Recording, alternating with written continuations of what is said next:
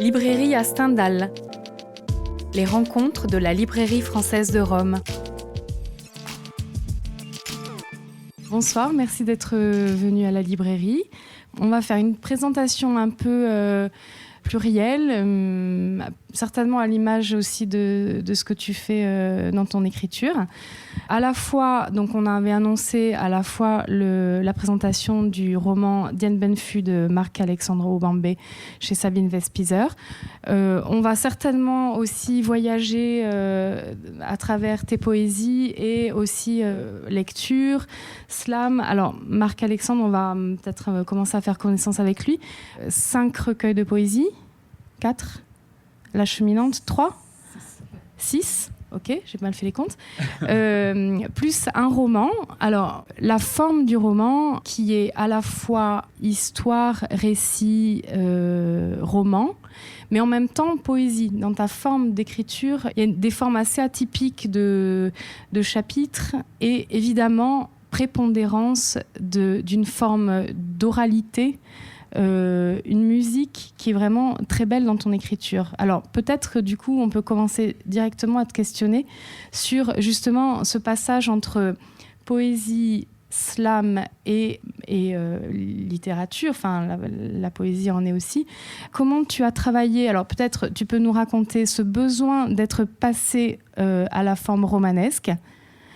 Et comment, en même temps, cette forme romanesque, elle ne dénature pas du tout et elle reflète aussi ton travail de poésie et de slam, donc avec toute l'oralité qu'on peut accoler à cette notion de poésie. Alors là, je vais commencer peut-être par rappeler une chose qui est essentielle et je pense qui est certainement à la genèse de tout. C'est que ma mère était prof de lettres, de philo, de français au Cameroun et elle animait un cercle de poésie à la maison. Donc moi, j'ai toujours entendu des poètes chanter, incarner, dit de manière vibrante. Et je parle de poètes d'un classicisme absolu, je parle de Virgile, je parle de Sénèque, je parle de Paul Éluard, je parle de Franck Étienne, je parle de Césaire, de René Char. Et pour moi, enfant qui jouait dans le salon comme ça et qui entendait des gens qui n'étaient pas des comédiens, c'était des profs comme ma mère, des chefs d'entreprise, des gens qui étaient au chômage, enfin voilà, monsieur tout le monde, monsieur et madame tout le monde, qui n'avaient pas de vocation artistique, qui n'étaient pas comédiens, mais qui chantaient la poésie, toujours. Donc moi, j'ai découvert et j'ai basculé en poésie par le chant, par la musique des mots, et j'en suis jamais sorti de ça. Donc, j'ai 7, 8 ans, 9 ans dans ce cercle de poésie. Je me balade, je joue avec mes petites voitures et j'entends des poèmes chanter tout le temps. Quelques pas plus loin, je commence à ouvrir les portes de l'imaginaire et accueillir des mots dans la bibliothèque à cajou de ma mère. Et je tombe sur René Char. Comme ça, une phrase au hasard, mais il n'y a pas de hasard. Je pense que j'avais rendez-vous avec cette phrase. Tu es pressé d'écrire comme si tu étais en retard sur la vie. S'il en est ainsi, fais cortège à tes sources. Hâte-toi de transmettre ta part de merveilleux, de rébellion, de bienfaisance. Et je me mets à pleurer. J'ai 15 ans, je rêve de devenir écrivain et j'ai pas de plan B dans la vie. Et je tombe sur cette phrase, tu es pressé d'écrire comme si tu étais en retard sur la vie. Et je me dis, mais comment est-ce que il peut savoir à ce point ce que je ressens, parce que en plus j'ai l'impression qu'il me parle à moi, tu vois, et seulement à moi, que c'est une injonction presque même. Et après, avec Césaire, un peu la même chose. J'ouvre le cahier d'un retour au pays natal, et il y a cette phrase, la vie n'est pas un spectacle. Garde-toi de rester les bras croisés en l'attitude stérile du spectateur, car la vie n'est pas un spectacle. Une mer de douleur n'est pas un prosénium, et un homme qui crie n'est pas un ours qui danse. Je pleure encore. Et donc, mon histoire à la poésie, elle est là, dans cette émotion-là directe, dans ces phrases qui viennent te chercher là et que tu peux te répéter comme des mantras pour avancer dans la vie. Il ne s'agit plus de littérature, il ne s'agit plus de lettres, il s'agit d'être et debout, si possible. J'ai 16 ans, je rêve de devenir écrivain, il n'y a pas de plan B. Aujourd'hui, j'ai quelques années de plus, j'ai toujours pas de plan B. Je rêve toujours de devenir écrivain et ces phrases-là me poursuivent encore. Et quand j'écris, je pense à ces auteurs-là. Je pense à la musique, je pense surtout au souffle. Parce que la poésie, pour moi, c'est ça, c'est un souffle. Et c'est un souffle qui qui élève, qui relève parfois, mais qui nous élève vers nous-mêmes. Et donc quand j'écris du bout des lèvres avec toujours cette attention au rythme. Et d'ailleurs, souvent, je plaisante avec les étudiants que j'ai en face de moi et je leur dis que je suis musicien parce que la poésie est une musique de mots et que c'est tellement devenu un geste naturel d'écrire avec cette musique-là que même ce roman, je l'ai écrit avec le soin de cette musique-là. Et comme un musicien, vous savez, pour entendre une fausse note, il faut jouer de son instrument. J'écris du bout des lèvres et je relis mes phrases et je ressens quand il manque un mot ou quand il y en a un de trop. En tout cas, par rapport à la musique, même pour un roman, c'était important pour moi de rester dans ce souffle-là et dans cette énergie-là. Mais j'ai eu des doutes parce qu'au bout de 40 pages, quand je me relisais, quand je traquais les répétitions du texte, j'avais l'impression de m'entendre déclamer ce texte et de m'entendre le dire sur scène. Alors j'ai été pris de panique, j'ai envoyé un message à Sabine Vespizer, mon éditrice, en disant « Est-ce que je peux t'envoyer les 40 premières pages du livre ?» Parce que je le relis et j'ai l'impression de m'entendre le slammer, le déclamer. Et je suis peut-être pas en train d'écrire un roman. J'ai besoin d'être rassuré. Et en fait, elle m'a répondu une phrase qui m'a libéré de tout. Elle m'a dit « Mais tu es profondément poète. Ne cherche pas à travestir ton écriture parce que tu embrasses un nouveau genre littéraire. » Et une fois qu'elle m'a dit ça, comme je lui fais une confiance aveugle, et je pense que je peux, et je me suis dit, voilà, laisse chanter ta plume, en fait. Il n'y a plus de questions à te poser. Et donc, le roman, je pense, ressemble aux autres textes que j'ai écrits, et dans la musique, en tout cas, même si là, il y a eu plus de place pour questionner et nuancer certaines choses. Parce que c'est aussi pour ça que je suis allé vers le roman, parce que j'avais besoin d'espace pour questionner et pour aller vers cette phrase de Camus aussi, la nuance et le luxe de l'intelligence libre. Et dans un poème, on ne peut pas toujours nuancer. Il y a quelque chose de la fulgurance, il y a quelque chose de la spontanéité, et puis ensuite, 1000 interprétations possibles. Et là, j'avais besoin d'expliquer des choses que je ne peux pas forcément faire quand j'écris de la poésie, sauf après, dans une rencontre, où si on me demande, mais quand vous parlez de cette image, est-ce que ça veut bien dire ceci ou cela, en fait ? Du coup, comment tu as géré de rentrer dans le texte avec du temps ? Enfin, c'est peut-être ça aussi dont tu avais besoin, de temps dans ton écriture. C'est ça pour pousser tes argumentations qui sont, non pas poussées dans la poésie, mais là, rentrer vraiment dans le temps des sentiments des personnages, de l'histoire. Il y a une temporalité aussi dans ce que tu as écrit. Une personne qui revient sur sa vie. Voilà, tous ces décalages, du coup, tu t'es trouvé à l'aise dans la forme romanesque pour les retravailler, c'est ça ? Alors, les décalages temporels, peut-être qu'on va parler du roman. En fait, le personnage, le narrateur, Alexandre, est un ancien soldat français qui a fait la guerre d'Indochine. Il y est allé, il était adolescent, à 20 ans, il part à la guerre comme on part à l'aventure. Et là-bas, il tombe amoureux pour ne plus jamais se relever. Et il revient en France parce qu'il n'a pas le choix. La guerre est terminée, la France a perdu la guerre. Il revient en France. Il a une famille parce qu'avant de partir, il avait épousé une femme. Quand il revient en France, donc il retourne avec cette femme. Ils ont une famille. Et 20 ans après, il décide de retourner au Vietnam en quête de cette femme dont il est tombé amoureux, mais je crois surtout en quête de lui-même, et il décide de changer de mort, parce que depuis 20 ans, c'est un mort vivant. Comme beaucoup de soldats qui sont revenus de guerre, d'ailleurs on pourrait parler de celle d'Algérie aussi, ou des guerres de décolonisation, il y a quelque chose qui meurent en eux aussi, dans les témoignages, parce que pour écrire ce texte-là, j'ai fait des interviews, j'ai rencontré des anciens combattants au Cameroun, en France, j'ai lu beaucoup de témoignages. Il y a quelque chose d'assez commun, et mon grand-père qui parlait de la guerre d'indépendance au Cameroun disait que quelles que soient les raisons pour lesquelles on se battait, on tuait nos parts belles humaines quand on se jetait dans une guerre. Qu'on soit du côté de l'oppresseur ou de l'opprimé qui décide de se réapproprier son visage, on tue nos parts belles humaines. Et ça, c'était assez commun. Et c'est ce que, d'ailleurs, vit et traverse mon narrateur.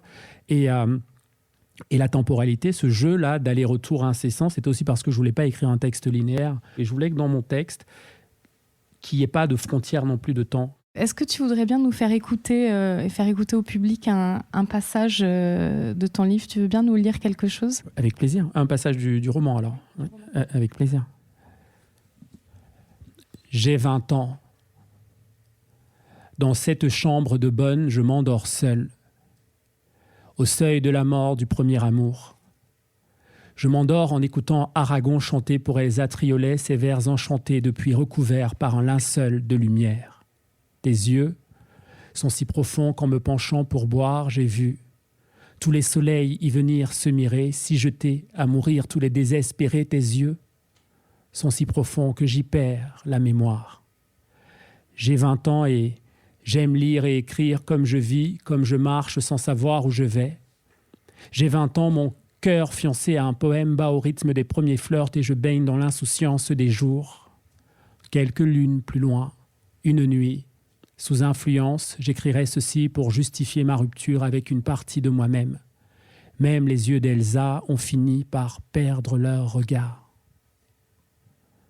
Depuis, le temps a tracé en portant tout ou presque sur son passage, sauf mes rêves et leurs présages et mon amour des mots. Je n'ai plus 20 ans, alors souvent je relis Aragon comme pour retrouver la mémoire ou me retrouver moi-même. Épurer son texte, sa vie. Prendre le temps, non pas de choisir, mais se laisser choisir par les mots justes. C'est seulement lorsqu'on éprouve chaque phrase dans son corps et son cœur qu'on sait qu'on y est. Au mi-temps de nous-mêmes et de nulle part, là où naît peut-être la littérature et, au bout du petit matin, le monde. Je crois que je suis parti à la guerre parce que je n'arrivais pas à écrire vrai, écrire juste. Je suis parti pour fuir la norme morne d'un mariage arrangé. Je suis parti pour fuir Dieu et connaître l'homme, l'humain. Je suis parti pour me forger un destin. Je suis parti pour arriver disloqué enfin à la littérature, à la vie. Je suis parti pour combler le vide et toutes les absences dont j'avais l'intuition. Je suis parti me jeter dans les bras en fleurs du hasard qui n'existe pas, dans la gueule béante du loup qui dévore l'enfance paradis. Je suis parti plonger dans le trou noir de vivre. Je suis parti à la recherche de ma part manquante et en quête de moi-même. J'avais trouvé Maïlan, mon miracle.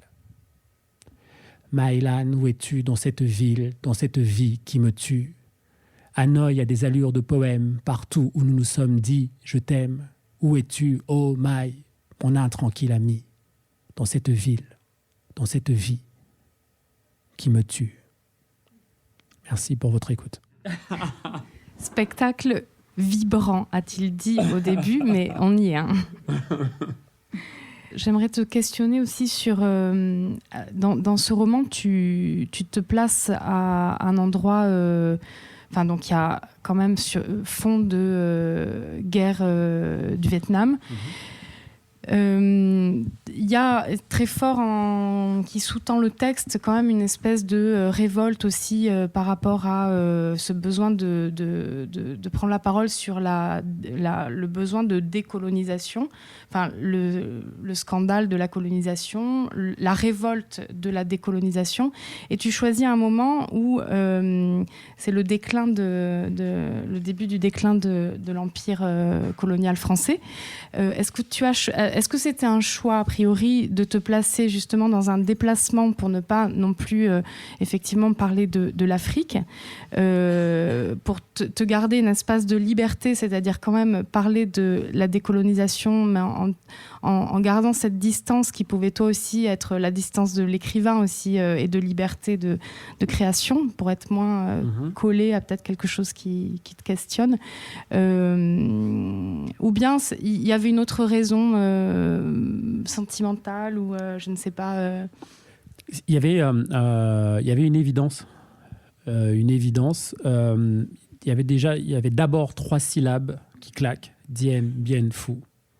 C'est la première raison et la seule première raison. Dien, bien, fou. Juste ces 3 syllabes-là et leur claquement qui me fascinent depuis l'âge de 16 ans. Avant même que je sache ce qui s'y était passé. Dien, bien, fou. Je me souviens, le prof d'histoire à Douala, quand on parlait de décolonisation, avant même de nous raconter cette décolonisation-là, il nous avait dit on va parler de la bataille de Dien Bien Phu. Je me souviens ce qui s'est passé en moi quand j'ai entendu ces 3 syllabes de sang. Dien Bien Phu. Donc il y avait ces 3 syllabes. Ensuite un voyage au Vietnam où j'étais en concert et où je suis allé rencontrer une amie m'a emmené à une soirée. Une amie qui est franco-vietnamienne m'a amené à une soirée de Bo Doi. Donc les Bo Doi sont des combattants vietnamiens, mais qui n'étaient pas des soldats de métier. Donc, qui étaient parfois même des enfants soldats. Donc, c'était des gens qui étaient paysans et qui avaient entendu l'appel d'Ho Chi Minh et qui avaient pris les armes pour libérer leur pays. Et donc, ils se retrouvent encore, bon, c'est il y a quelques années, où leurs descendants se retrouvent pour garder la mémoire de la bataille, du combat contre l'impérialisme, mais aussi des désillusions après. Parce qu'eux aussi, pour certains, ont été victimes de la propagande. Mais de la propagande de leur pays et n'ont pas été salués à la hauteur des sacrifices qu'ils avaient consentis. Donc, je vais à cette soirée-là et je suis bouleversé parce que certains racontent la guerre en français. Donc, je me retrouve dans cet espace-là où des gens ont lutté contre l'impérialisme, l'empire colonial français, et étaient complètement et absolument amoureux de la langue française, qui récite Apollinaire dans le texte comme j'ai rarement entendu. Et dans cet espace-là, et se raconter la mémoire de la guerre en chanson, en poésie, avec des témoignages aussi, avec une émotion palpable. Et puis je sors de là et j'ai comme un flash parce que mon grand-père parlait de la guerre de la même manière. Comme je vous l'ai dit tout à l'heure, je suis face à des gens qui ont gagné la guerre et il n'y a aucun moment de glorification dans cet espace-là. J'entends des gens qui disent ce que la guerre leur a volé, ce que la guerre a violé en eux. À aucun moment, il n'y a de glorification dans cet espace-là. Et je me souviens que mon grand-père, à Douala, à aucun moment, il ne nous a dit comme ça, nous, on est des résistants, tu vois, on est des... C'était toujours les amis qu'ils ont perdus, les amours qu'ils n'ont pas eus, et ce que la guerre leur avait volé. Et je me dis, je suis au Vietnam et je revis une émotion que j'ai vécue enfant sous le manguier à Douala. Et donc, je commence à écrire des poèmes, dont certains sont dans le livre d'ailleurs, comme ça, une émotion comme ça. Et puis ensuite, j'avais envie d'écrire depuis un moment un texte qui questionnait la colonisation. Je l'ai déjà abordé dans mes poèmes, dans les textes poétiques ou dans des analyses, parce que je travaille aussi avec Mediapart, dans des chroniques journalistiques. Mais là, j'avais depuis très longtemps envie d'écrire un texte qui questionnait la colonisation et puis qui questionnait aussi la schizophrénie qui devait forcément y avoir chez certains tirailleurs sénégalais ou tirailleurs africains. Parce que je me suis toujours dit depuis l'âge de 16 ans qu'il y a forcément eu un de ces mecs, un de ces tirailleurs africains qui se retrouvait sur des théâtres de guerre, qui avait dû se dire « mais ce n'est pas ma guerre, qu'est-ce que je fous là en fait ? Je suis en train de combattre d'autres colonisés. Je suis en train de combattre des gens qui essayent de sortir de la colonisation alors que moi-même je suis colonisé. » Et j'avais jamais lu de texte dessus. J'avais lu des textes qui disaient qu'il fallait rendre hommage aux tirailleurs, et c'est important. Rappeler que les tirailleurs avaient été de la chair à canon, rappeler qu'ils avaient été en première ligne, qu'ils avaient parfois été effacés des livres d'histoire ou des grands moments comme ça. Dénoncer ça, le rappeler, leur rendre hommage. Mais je n'avais pas lu de texte qui disait qu'il y avait certainement eu au moins un de ces tirailleurs qui s'était dit « mais qu'est-ce que je fais là ? Ce n'est pas ma guerre ». Et en fait, pendant que je me documentais pour mon roman, j'ai découvert qu'il y avait beaucoup de tirailleurs qui s'étaient retournés, qu'il y avait aussi des soldats français qui s'étaient retournés, et ça on ne le sait pas, qui avaient changé de camp, des soldats, quand je dis français, blancs français, qui avaient changé de camp et qui avaient combattu aux côtés des Vietnamiens. Et certains soldats africains aussi, qui s'étaient retournés, qui avaient le sentiment de ne pas être du bon côté là de la guerre, en fait, du bon côté de l'histoire, et qui s'étaient retournés, en fait. Donc, je voulais écrire ce texte-là qui questionnait cette schizophrénie, ou qui en parlait, en tout cas, et puis Et en fait, c'était une évidence pour moi qu'il fallait que j'installe mon histoire ailleurs parce que les tirailleurs n'étaient pas déployés en Afrique. Ils étaient déployés uniquement sur des théâtres de guerre en dehors du continent africain. Donc, je ne pouvais pas ancrer mon histoire en Afrique si je voulais parler de ce que j'appelle cette schizophrénie. Et donc, c'était évident pour moi. C'était vraiment ça, Dien Bien Phu, ces 3 syllabes, et puis une évidence. Comment parler de la colonisation et des guerres de décolonisation si ce n'est parler à partir de la mère de toutes les batailles. Parce que les événements d'Indochine ont déclenché le reste, j'en suis intimement convaincu, c'est que les autres peuples réalisaient qu'on pouvait vaincre l'empire colonial. Et là, ce n'était pas une fiction. Les Vietnamiens avaient gagné la guerre. Et donc, juste après, il y a les événements d'Algérie et ensuite les indépendances en Afrique subsaharienne. Je pense qu'il y a quelque chose de ça qui dit, ben oui, on peut vaincre l'empire colonial. Donc, finalement, parler du Vietnam, c'était parler du monde colonial. Et c'était la mère de toutes les batailles Dien Bien Phu. Donc, c'était vraiment ça.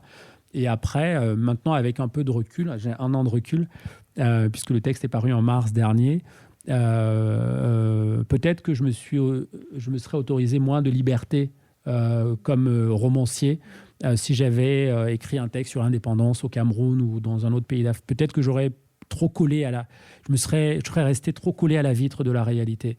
Et parce que j'aurais eu, je sais pas, comme ça en moi, un besoin d'être dans l'histoire, la grande histoire.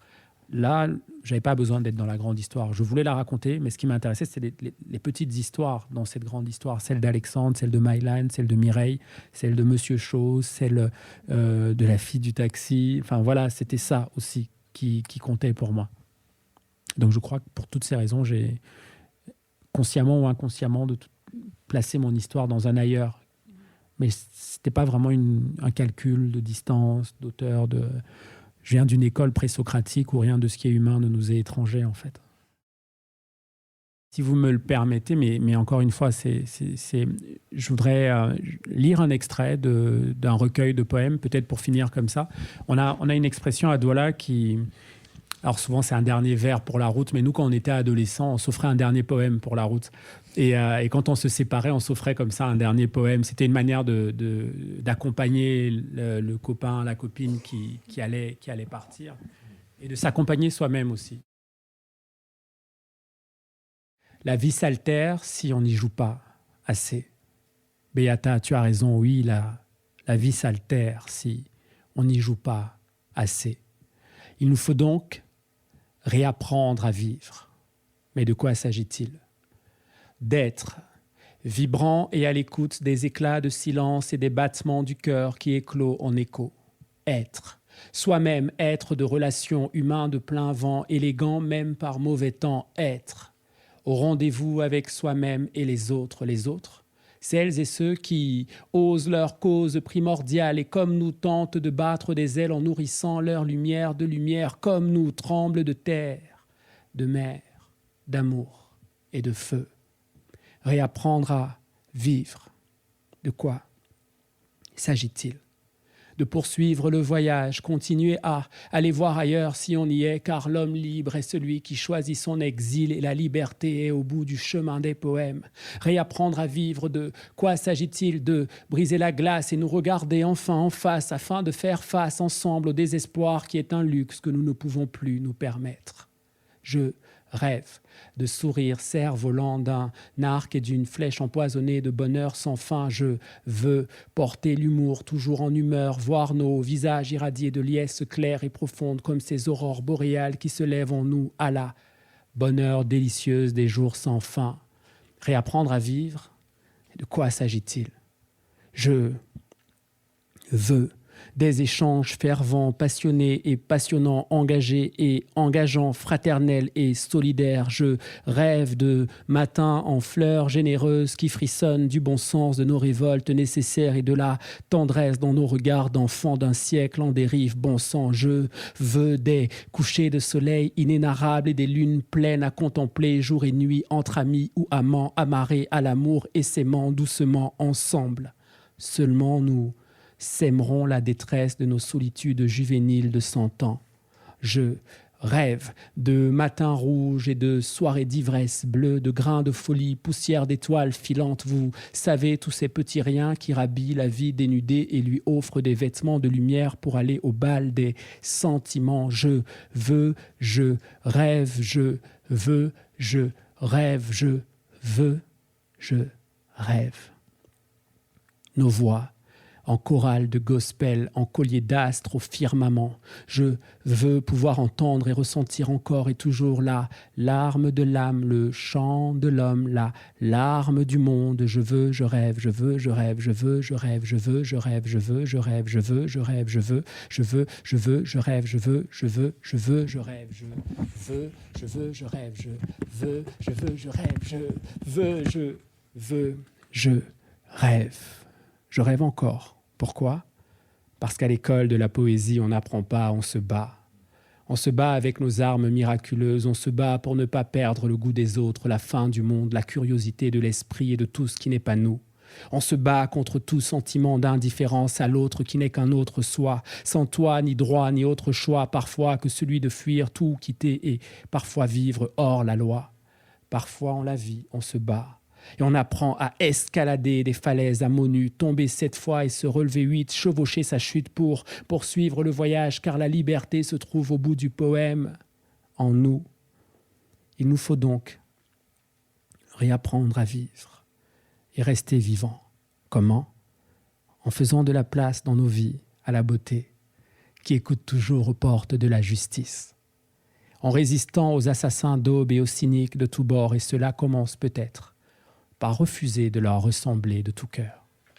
Réapprendre à vivre, c'est bien de cela qu'il s'agit, ici et maintenant. Grazie mille. Librairie à Stendhal. Les rencontres de la librairie française de Rome. Le plaisir est tout à fait compatible avec la culture. Il y a un plaisir de la culture, incontestablement. Librairie à Stendhal. Retrouvez le programme sur notre page Facebook et en suivant Eventis Stendhal sur Instagram.